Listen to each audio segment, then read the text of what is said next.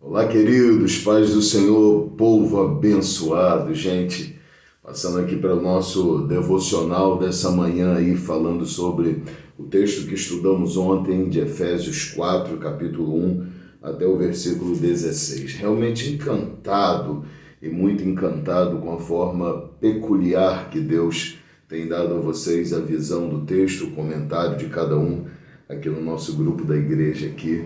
E maravilhado por isso. Bom, rapidamente um devocional aqui, um comentário rápido sobre o texto, como prometido, o meu comentário em vídeo para vocês, apenas fazendo um fechamento de tudo aquilo que nós já ouvimos. Então vamos lá, a gente tem um capítulo 4 de Efésios, fantástico, incrível, cheio de ensinamentos do apóstolo Paulo, no que se refere à nossa vida espiritual, à vida cotidiana, à vida da igreja. E a gente vai encontrar Paulo já desde o princípio do capítulo, explicando que tudo que ele vai dizer, tudo que ele vai falar, tem a ver com a vocação, com a chamada, com o privilégio que nós temos de ter sido chamados pelo Senhor e por esse privilégio nos provocar a ter atitudes que sejam baseadas em todo esse conjunto de benefícios que o Senhor nos dá. Passamos a ter uma unidade em Cristo, uma unidade espiritual, e toda vez que você fala em unir, você fala em somar forças, somar capacidade, somar condição, somar possibilidades de conquistar. Então isso é muito importante de entender aqui, porque essa chamada, ela, embora seja pessoal, ela vai se unir à chamada de outros servos de Deus, e é isso que forma a igreja, o corpo de Cristo. É dentro dessa soma de capacidades, de vocação, de chamada, de talento, é essa unidade perfeita trazida através de Cristo Jesus e nos tornar um só corpo, termos um só Senhor, um só batismo, uma só fé, um só Deus, e baseados nessa base, desculpa a redundância, mas baseados nesse alicerce, melhor, nessa estrutura de unidade produzida por Cristo, porque é Ele que consegue unir tudo isso. Então essa nossa vocação, essa nossa chamada se torna muito mais forte, muito mais atuante, muito mais capaz de produzir para Deus aquilo que Ele espera. Então ele diz, olha, eu rogo-vos que de maneira digna da vocação que foram chamados, vocês vivam. Então nós temos uma vocação especial, uma vocação benéfica e espetacular, uma escolha, uma vocação divina. Ele diz, vivam de maneira digna. Faça com que a sua vida seja digna daquilo que você recebeu. Gente, e aí vai incluir tantas coisas como nosso comportamento, nosso testemunho, nossa gratidão, nosso serviço, nossa disposição em estar aos pés do Senhor, trabalhando para Ele, servindo a Ele com aquilo que Ele nos deu, uma vez que isso é viver de forma digna com a vocação que fomos chamados. Fomos chamados para servi-lo, então devemos fazê-lo com todo o nosso amor, com toda a nossa dedicação e entregar a Ele sempre o nosso melhor. Muitos dos irmãos comentaram o fato da unidade e é perfeito isso.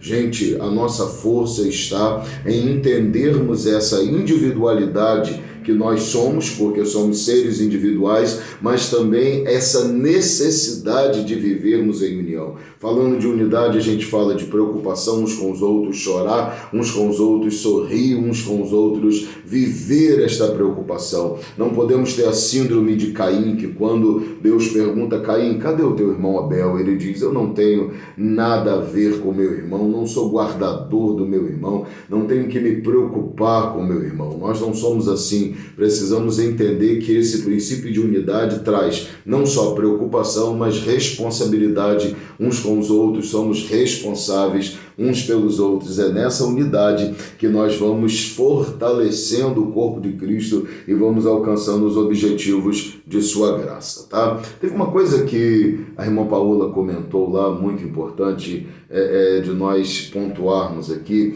Ela falou sobre o versículo de número 7 e 8 e o que ele representava em relação ao período em que Cristo, depois da cruz e antes da ressurreição, a Bíblia diz que ele desce às regiões mais baixas, leva cativo o cativeiro e concede dons aos homens. Isso fala desse novo patamar que a graça nos traz, que a igreja participa, porque ao invés de nós descermos agora diretamente para o lugar dos mortos do Hades, e isso é assunto para um vídeo de muitos minutos, agora a igreja não é mais, não passa mais por esse processo, mas Cristo abriu um novo e vivo caminho direto em direção ao céu. Então nós que vivemos na nova aliança, ao morrermos com Cristo direto para a glória, por esse novo e vivo caminho preparado pelo Senhor, porque Ele é a primícia de todos aqueles que dormem,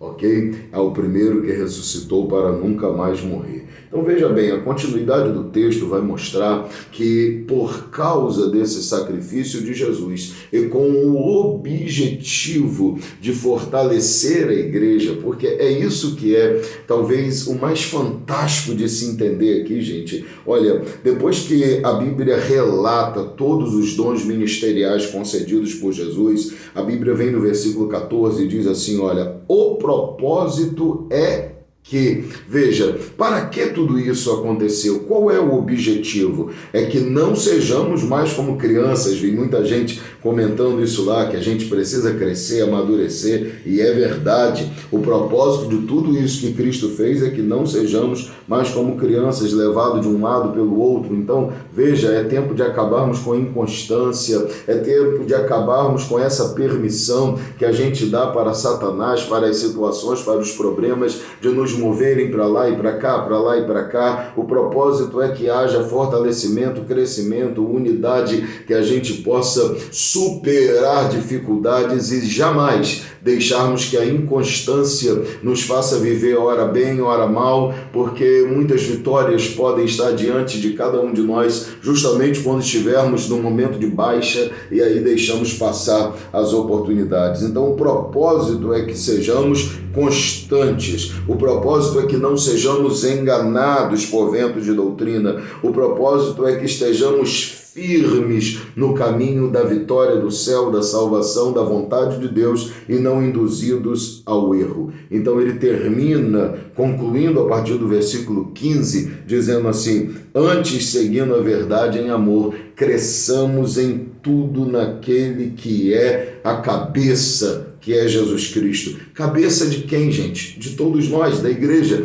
desse corpo bem ajustado, que cresce unido pelo auxílio de todas as juntas. Eu quero falar um pouquinho disso aqui, por favor, preste bastante atenção. É um corpo muito bem ajustado, porque Deus entrega a esse corpo todas as partes necessárias para o bom funcionamento dele. Deus entrega a esse corpo tudo o que ele precisa para crescer, para avançar, para servir, para trabalhar. Tudo nos foi entregue pelo Senhor para a igreja tem tudo isso. E esse corpo bem ajustado só pode crescer com o auxílio de todas as juntas. Então, irmão, preste atenção, você é parte do corpo de Cristo na igreja aonde você está, na nossa igreja, ou irmãos que talvez vão ouvir de outras igrejas, você faz parte do corpo de Cristo, desse corpo que é um corpo em cada lugar, mas um grande corpo universalmente falando. Você é parte do corpo de Cristo. E o crescimento e a vitória do corpo depende do auxílio de todas as juntas. Então você tem uma parte incrível nesse processo. Faça a sua parte, viva aquilo que é o propósito de Deus para a sua vida, entenda o propósito de Deus para você e viva ele, porque Deus precisa que você assim o faça, porque assim um corpo bem ajustado, com auxílio de todas as juntas,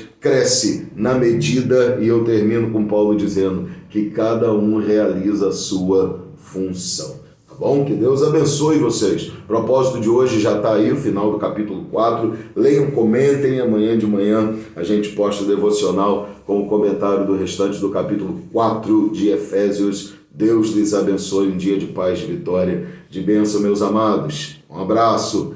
Em nome de Jesus Cristo, sejam abençoados, fortalecidos e cresçam no Senhor Jesus.